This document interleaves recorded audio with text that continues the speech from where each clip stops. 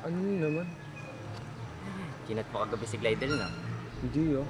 Oh, Hindi nga. sinabi niya sa akin.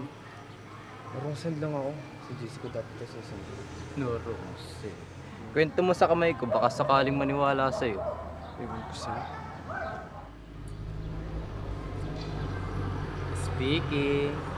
Sabihin ko kaya? Subukan mo. Ikaw, pero hindi ka mabiro. Hi, Jerome!